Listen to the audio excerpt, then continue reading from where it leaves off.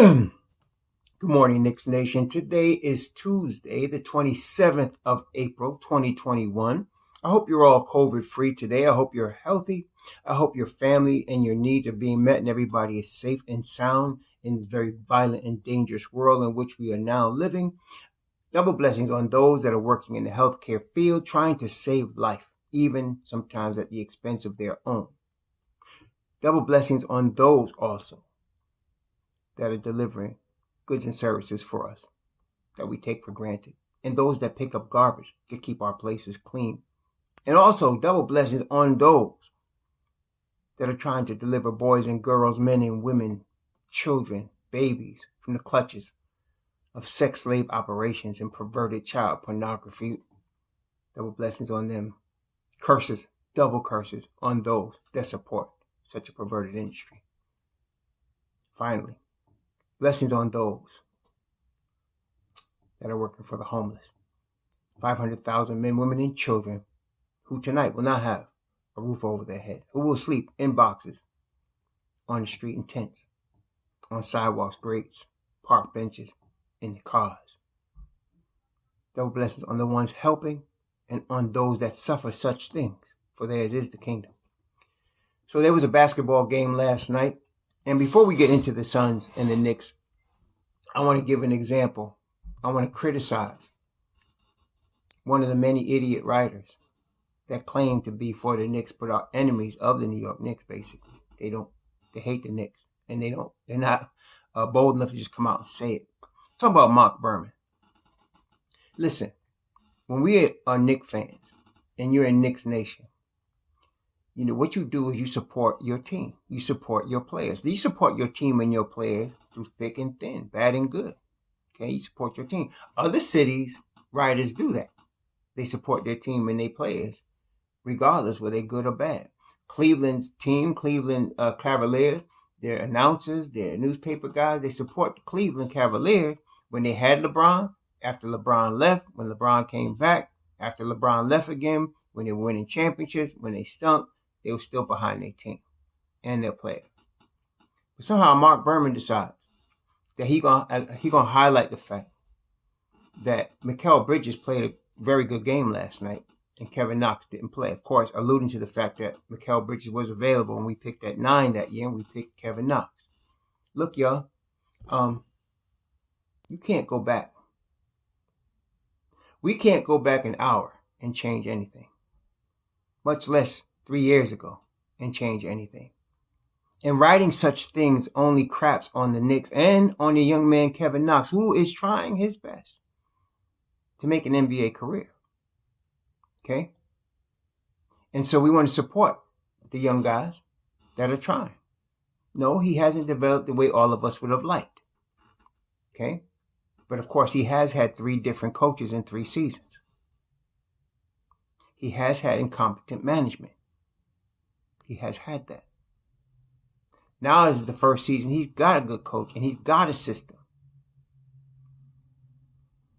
I believe in Kevin Knox because New York Knicks drafted him. I believe in all the players the Knicks drafted, even if I would have drafted somebody else. If you want to crap on your own players, go become a Nets fan. Don't, stink up the joint with the Knicks. And then second, I got to also give some grief to NBA TV. I forgot, what's the dude's name? I forgot the dude's name, Jared something. And he was with, last night with 2 former NBA players. Now, at the beginning of the season, these knuckleheads were claiming the Knicks were the worst team in the league. These very people, one of the groups of the people saying the Knicks were the worst team in the league. Ha, ha, ha, New York Knicks. Ha, ha, ha, long way to go. Ha, ha, ha, dysfunctional. Now, last night I had the nerve to say it would be disappointing if the Knicks didn't win in the first round and make it to the second round. And so we're setting up the Knicks so that if they don't win in the first round, it was a disappointing season. That's what they're trying to set up. The hatred for the Knicks is deep. Those of us in Knicks Nation understand and need to support our crew, our team. When everybody else gets paid, they make money dissing on us. Okay? Now let's talk about last night's game. The Knicks had won 9 straight, okay? We knew that the Phoenix Suns, being the second best record-wise, the second best team in basketball, was going to come out hungry. They were going to come out hungry last night. We knew that because they had already lost 2 in a row. To lose a third straight, a team like that, they wasn't going to do that. They were going to come out like a caged animal, like somebody, that trapped them, that a she bear, that got her babies taken. That's how they were going to come out, and that's how they came out. Now, I was concerned, believe it or not, in the first quarter. Knicks were playing great in the first quarter. They were up 15 at one point. But we all know it's a 48-minute game. It's not a 10-minute game. Okay? Phoenix is number 2 in the West for a reason. So we knew it was going to be close. I knew they were going to come back. Okay? Now, last night, overall, we're going to break down things and, individual players in a second. But overall, the Knicks played a good game last night. They had the guys taking shots that they wanted to take shots. Like, they wanted Cameron Payne to take shots. They wanted the kid, what was his name? Johnson. They wanted him to take shots. What was the kid's name? From North Carolina? I forgot his name, but I think his name was Johnson. They wanted him to shoot, but these guys were hitting their shots. They were hitting their shots. I mean, we were trying to contain Chris Paul and Devin Booker and DeAndre Ayton. And overall, they did a pretty good job. I mean, Booker is, it's been a minute since I've seen Booker. And I knew he was a tremendous shooter. But he also got jets for legs, man. This cat can float, getting up the court and getting to the rim with force. He really is something else with that. And, I didn't realize he's 24 now. I remember he got drafted. He was 18. He had just turned 18. He actually started his first rookie season at age 18. And now he's 24 and been in the league 6 years. This guy's a veteran, and he's a superstar. He really is. And so they needed, I can see why they put all their chips in to get Chris Paul to pair with him, because, he might be out the door, being in his 6th season and they started winning yet. So, yeah, I can see that. And so it made sense. He's a handful. And Bullock, hats off to Bullock. I mean, Booker scored 33 last night. He pulled 26 times, 14 to 26, 1 of 4 from the 3-point line, which means the Knicks played good defense on him because he is a dynamic shooter. So, it was about as good as you could get against a guy like that. Ayton only had 9 points. He had 13 boards. He had 4 offensive rebounds, but he wasn't really as big a factor. The Knicks did a good job on him. No, it was guys like Mikal Bridges, C. Johnson, I forgot his first name, Cameron Payne, Javon Carter. These guys were scoring. And those are the guys the Knicks want. In the defense that Tom Thibodeau plays, you want the worst shooters to shoot the ball. And these guys were shooting and hitting their shots, especially that Cam Johnson. I think his name is Cam Johnson from North Carolina. He was hitting his jump shot, man. He was, he was 3 of 11 from 3-point land, but he seemed like he was hitting big ones when they needed him to hit them. He was missing a lot, but he was hitting big ones when they needed him to hit them.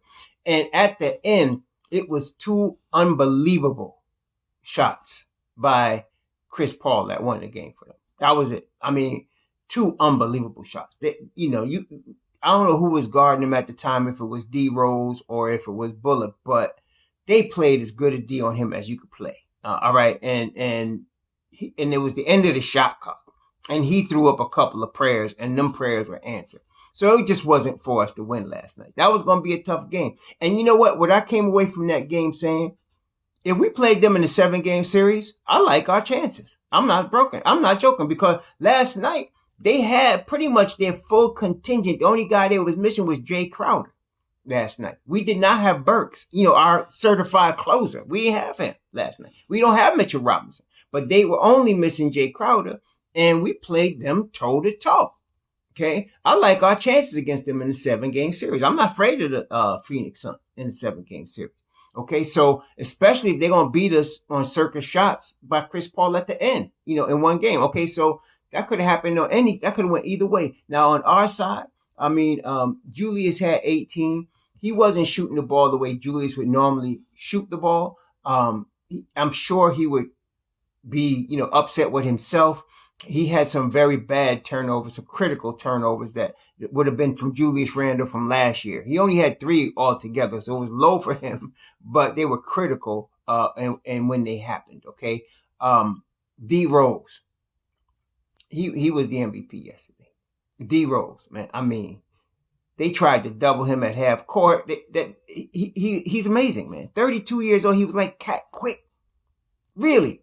I mean, he played 33 minutes last night. Quickly, speaking of quick, got to give him his props. He made some bonehead rookie mistakes, but again, he's a rookie, right? So you're going to get that. But playing in a big game like that, he showed himself well. I was very proud of him. Obi played very well last night, both ends of the floor. He was 3 of 5. He actually played 10 minutes last night. He was 3 of 5. RJ, it was not an easy game. I knew it wasn't going to be easy for him being guarded by Mikal Bridges. Mikal Bridges is a high level. Mikal Bridges is like, one of them guys you might expect to see on the NBA All Defense because the length, the defense is amazing. And then he was scoring the ball last night. So, and people like I said, Mark Berman would crap on Kevin Knox because of how good Mikal Bridges was playing. Mikal Bridges been getting heavy minutes from his rookie year. Okay, he's been doing that. One of the problems in New York is that, if we don't have bad management or terrible coaching, we don't develop the player. We trading away guys before we could develop them. So Mikal Bridges got developed properly. Phoenix has a really good management team, and he got developed properly. He played a lot of minutes his rookie year, and then his second year he was starting. Okay, and so obviously Monty Williams is an excellent coach. He also come out of New York. He was drafted by the Knicks out of Notre Dame. Okay, and he has come up the ranks. Very defensive. Obviously, you could see the Phoenix Suns played tremendous defense last night. Okay, so he came off at 21. Now, I think he was really the dagger. If I had to pick one player that was killing us the most, it was Bridges because he played tremendous defense on RJ on one side of the ball. And then he was 3 of 6 from 3-point. He was hitting some really big shots for them. He was 8 of 12 from the field, very efficient. I remember at Villanova, he was kind of a late bloomer. In fact, he red-shirted one year at Villanova. He was a late bloomer, but when he developed, man, he came on. That's why he was first round pick. But the same thing is happening in the NBA. He's kind of now he's getting into his stride. Last year, the year before, he established himself as a defensive player. Now his offense is coming around. That's what happens when you got a small market where the fan base is not going to kill him, one way or the other. The media is not going to crap on him, and then he's going to get proper development. That makes a huge difference in an NBA player's game, in an NBA player's career. It makes a huge difference where they get drafted and what atmosphere, what's the program they getting drafted into. Huge difference, okay? And so that is benefiting Mikal Bridges. He played a good game against RJ. RJ still scores 17. Like I said, RJ's a scorer. He's going to get his points. But, it wasn't the efficient that what you want to see. He played good defense last night. Peyton played 15 minutes, which is about what we want from him. I like him for the 15 minutes. I don't like him starting, but like we talked about, Tom is not going to change the starting lineup right now. And he shouldn't, for the continuity's sake. He's comfortable with his 9 guys. He's going to go with his 9 guys. And I want y'all to know also, that does not mean that the guys that he's not playing are not going to be on the team. This is the rotation now. This is what he's comfortable with. The thing about him is you could earn your minutes. You got a new start next year. You got to come in, work hard, and be ready to play. And don't come getting hurt. Like Frank, Frank's my favorite Knick. But look, you can't come in the middle of the season and get hurt and then think you're going to get back in the rotation. And this is the first year this cat is seeing you. Okay, so you got to come ready to play, right? So that's how it is. I mean, Kevin, Frank, you got to be ready, period. And don't pull your groin or whatever you're going to do. You better be ready to play. So that doesn't mean Kevin and Frank are gone. They're just not in the rotation this year. They're, as he said, situational. So I like Peyton playing 15 minutes, though, because he starts the game, they get in a little flow, they take him out. He starts the second half, they get in a little flow, they take him out. And you don't have to worry about him no more. Okay? D Rose gets 33 minutes, quickly gets 21. I think you're going to see that going forward. This year, you're going to see that going forward, which it should be. Reggie, I mean, he says the stat sheet says 6 of 11 and 4 of 8 from 3, but it seemed to me he missed some very makeable shots, at critical times last night. They would get him the ball. Julius would give him the ball. Somebody would get the ball in a wide open spot, and he just was not hitting it. He was 6'11". I mean, I'm not blaming Reggie for the loss. Reggie had to guard Devin Booker. That takes a lot of energy. Okay, there's no question. That takes a lot of energy. Devin Booker is rough. He's one of the roughest players to guard in the NBA. Okay, so that was good. And then you got Taj. Taj was playing Taj ball. Noel was playing Noel ball. I mean, he didn't have a block last night, which is surprising. But Noel played good. He just, they weren't killing us and they weren't, helping us tremendously either, but they weren't killing us.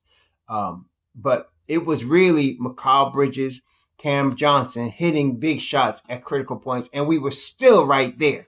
The Knicks kept coming back and getting right there. I like that. That fight we have, that's the change in culture right there. We're going to talk more about that in a second. But it was 2 crazy shots by Chris Paul that won the game. And it was in the fourth quarter at the end. So what you going to do? What you going to do? So they're going to come back. This is part of the change in culture. I am sure. Julius Randle. I am sure R.J. Barrett. I am sure Derrick Rose. These guys are going to look at this film. They're going to come back today. Tomorrow we got Chicago. Our last home game before we go on this really long road trip. It's like, the road trip is like 2 weeks. The Knicks are going to be on the road for 6 games against Murderers Row. No question. They got to see Phoenix again. You know what? And I like our chances next time we see these cats. Okay. So, and so we going on the road. Right now, the Knicks, it's a good thing. If we had to lose, Atlanta lost too. And it looked like, if I'm not mistaken, it looked like, Miami lost too, because the Knicks did not lose any ground. We're still a game and a half ahead of Miami, and we're still tied with Atlanta. Atlanta lost last night to Detroit, man. They lost to Detroit last night. And Miami lost to Chicago last night. And we got Chicago tomorrow. But Miami lost to Chicago last night. And so Miami lost, Atlanta lost. So we're still tied. Atlanta and the Knicks are tied for the 4th spot. We got a game and a half on Boston. We got the 2 full game lead on Miami. Miami's in the 7th spot. We got a 3 full game lead on Charlotte, who's in the 8th spot. So right now the Knicks, as far as the 6th seed, we got a game and a half cushion. Okay, we got a game and a half cushion on Boston. Okay, so look, the Knicks lost last night. But when you look, what I like is you look at the standings, right? And they'll show you the last 10 games. The Knicks are 9-1 in their last 10. The Knicks are 9-1 in their last 10 games. Atlanta 7-3, Boston 7-3. But the Knicks are 9-1 in their last 10. Matter of fact, let me see if anybody else, let's see. Washington Wizards are 8-2. They lost last night. Washington Wizards in the 10th spot. The Clippers are 8-2 in their last 10. Nobody else is 9-1 in their last 10. Okay, the Knicks are. So, you know what? Y'all thought the streak was gonna last forever. It wasn't gonna last forever, man. I mean, we all wanted it to continue, but we knew it was gonna stumble. It was gonna be a night Julius was off. It's gonna be a night some cat like Chris Paul hits a couple of circus shots at the end of the shot clock and they go in. Okay, hey, it's gonna happen. Law of averages, 72 game season, 82 game season, whatever. That's going to happen. But the Knicks were in the game to the end because that's how we roll. Nobody wants to mess with us. Nobody wants to mess with us, man. I'm trying to tell you. Every team is trying to avoid the New York Knicks in the first round. For good reason. Okay, for good reason. Now, in spite of what NBA TV fools, what's the dude's name? Something Smith, Steve Smith. It's funny. I know a lot. I remember a lot of NBA players. I watched a lot of NBA basketball in my life. I hardly remember this cat. I know he was on a championship team, like a ring chaser, like he was on a ring chaser team, like he was a San Antonio or something playing like, 2 minutes a game when he got the ring. But I don't hardly remember him. I really don't. Maybe because I was in the New York market and I think he played for Atlanta or something. I don't remember that cat. I know, the other cat that was talking last night, what's it, boy, Shannon something. The Knicks drafted him. The Knicks drafted him. He was another ex-Knick, and he ended up winning the ring with Cleveland. Yeah, whatever. But these cats about be disappointed if the Knicks don't win in the first round after talking about they're gonna be the worst team in the league. Anyway, the Knicks are going to make the playoff. As I said, they were going to win at least 31 games. We're at 34 and 28 right now. They are overperforming. Tremendous. They're going to at least be the 6th seed this year. They're going to go through this. We got to win this game in Chicago. I mean in New York against Chicago tomorrow. We got to win this game because we need the cushion, y'all. We need the cushion. Because we're going to have, we're going to have 6 games on the road, Murderers Row coming up. 6 games in a row coming up. Murderers Row, no question. This is gonna be no joke. And I would tell y'all this. If we could beat Chicago tomorrow, right? And we would go at that point 7 games over 500. Okay. I can live with the Knicks going 2 and 4 on the road trip. If the Knicks went 2 and 4 on the road trip, I can live with that. You know why? Because it's a tough road trip, man. And I can't tell you what 2 wins they would get. We start off at Houston, we go to Memphis, we go to Denver, and then we go to Phoenix, and then LA, and LA again, and we come back home on May 13th against San Antonio. Now, we got, in all of those games, we got one back-to-back. There's a Sunday game against Houston, followed by a Monday game against Memphis. That's the only back-to-back. Then of course there's travel. So you go from Houston and Memphis to Denver on the 5th.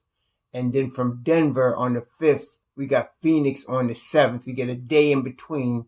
And then we go to LA on the 9th. And we stay in LA because they play, in the same city, obviously. So we play in the Clippers on the 9th, stay in LA for a day, and then we got the Lakers on Tuesday. So that actually we got a little break there, and we're gonna need it because LeBron will be back by then. So it'll be a rough one. So if the Knicks were to go 2 and 4 on this road trip, right? If we can beat Chicago, we'd be 35 and 28. If they go 2 and 4, they'd be 37 and 32, which is still, tremendous season for us. So from last year to this year. So that is what we're looking at. I'm trying to set expectations so nobody starts tripping. So, we got to beat Chicago.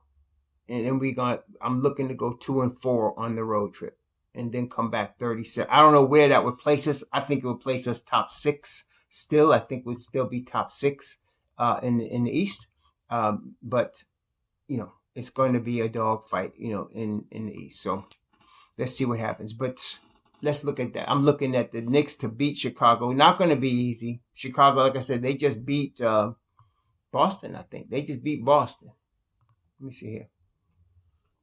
Chicago just beat the Heat. No, they beat the Heat. They just beat the Heat last night. Tice came alive, 23 and 12, 5 assists. Butler had 33 and 8, wasn't enough. So they just beat the Heat last night. And I think they beat them in Miami. So the Bulls, that's not no pushover. I bet you Levine was probably playing. Let me look at the stats. I bet you Levine was probably playing last night. Let's take a look. Did he play last night? No.